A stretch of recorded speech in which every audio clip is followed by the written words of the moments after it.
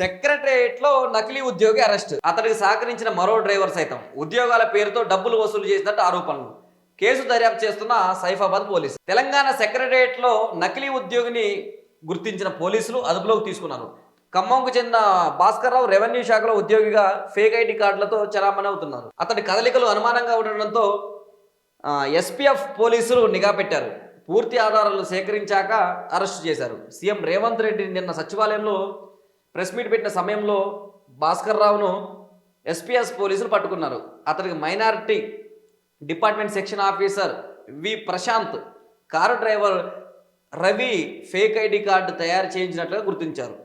Revenue శాఖ junior అసిస్టెంట్గా fake ID కార్డుతో చలామణి అవుతున్న భాస్కర్రావుతో పాటు అతనికి సహకరించిన డ్రైవర్ రవిని సైఫాబాద్ పోలీసులు అదుపులోకి తీసుకొని విచారిస్తున్నారు. నిందితులు ఇద్దరు సెక్రటరియట్లో కీలక మంత్రుల పేర్లు చెప్పి పనులు చేయిస్తామని, ఫైల్ క్లియర్ చేయిస్తామని, ఉద్యోగాలు ఇప్పిస్తామని పలువురి నుంచి పెద్ద మొత్తంలో డబ్బులు తీసుకున్నట్లు ఆరోపణలు వస్తున్నాయి. తెలంగాణ రాష్ట్రాన్ని శాసించే సెక్రటరియట్లో దొంగల పడ్డరంటయ్యా, దొంగల పడ్డరు. ఈడొక దొంగ భాస్కర్రావు అనేటోడు, వీడొక అతిపెద్ద దొంగ.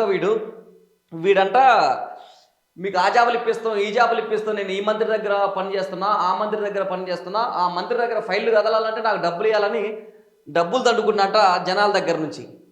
ఈయన సైఫాబాద్ పోలీసులు, ఎస్పీఎఫ్ పోలీసులు అనుమానం వ్యక్తం చేసి నిన్న సీఎం ఏదైతే ప్రెస్ మీట్ పెట్టిండో ఆ ప్రెస్ మీట్లో అయిపోగానే పట్టుకొని వీడిని స్టేషన్ తరలిచ్చారు. వీనికి ఒకడు రవి అనే డ్రైవర్ కూడా సహకరించిందంట, వాడిని కూడా పంపించారు. అయితే వాస్తవానికి సెక్రటరియట్లో ఇలాంటిది అంటే ఇంత అభద్రతా భావం లోపించడం అనేది చాలా అంటే చాలా దుర్మార్గం. తెలంగాణ రాష్ట్రంలోనే ప్రథమ కార్యాలయం సెక్రటరియట్. అలాంటి సెక్రటరియట్లో ఇలాంటి దొంగలను కూడా పట్టుకోలేని పరిస్థితి సెక్రటరియట్ ఉందంటే ప్రభుత్వాన్ని ఏమి నడిపిస్తారనేది కూడా ప్రజలు విమర్శిస్తున్నారు.